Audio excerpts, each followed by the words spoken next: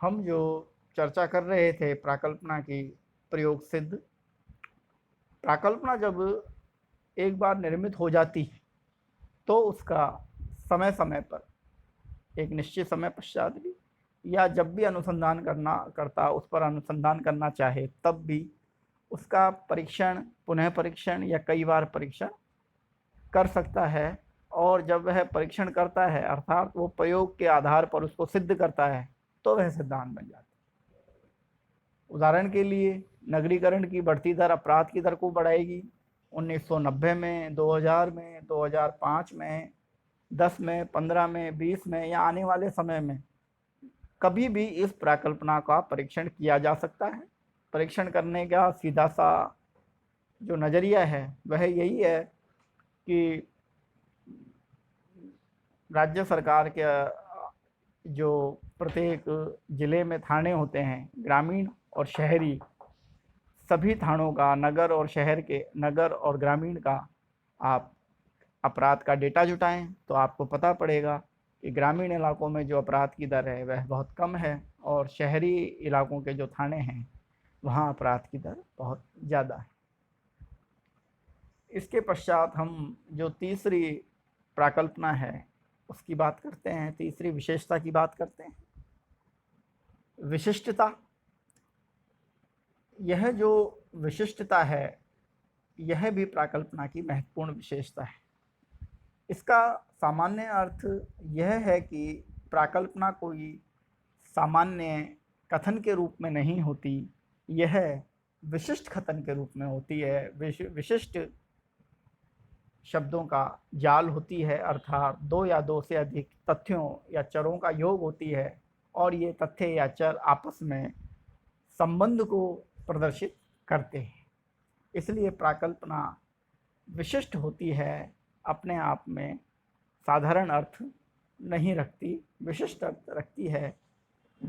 चौथी जो प्राकल्पना है की विशेषता है वह है उपलब्ध प्रविधियों से संबंधित।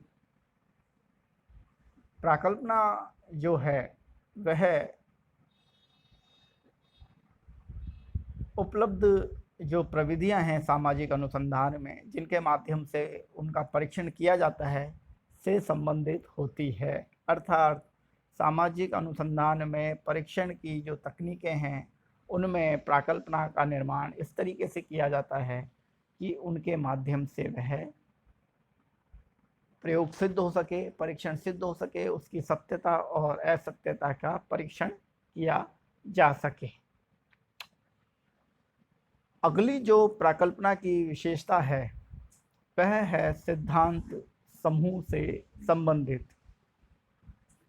कोई भी प्राकल्पना जो सिद्धांत होते हैं उनके समूहों से संबंधित होती है अर्थात सिद्धांत निर्माण में को मजबूत आधार प्रदान करती है। शहरों की तुलना में गांवों में अपराध कम होते हैं या ग्रामीण जनसंख्या की अपेक्षा शहरी जनसंख्या अपराधग्रस्त अधिक होती है का संबंध सीधा सीधा आपराधिक समूहों की प्राकल्पना से है। इसलिए प्राकल्पना का जो संबंध है वह सिद्धांत समूहों से भी होता है। अगली जो प्राकल्पना है की विशेषता है वह है सरलता। सरलता से आशय विशेष होते हुए भी प्राकल्पना के शब्द सरल होते हैं। जनमानस को, आम आदमी को या साधारण नागरिक को भी प्राकल्पना समझ में आ जाती है।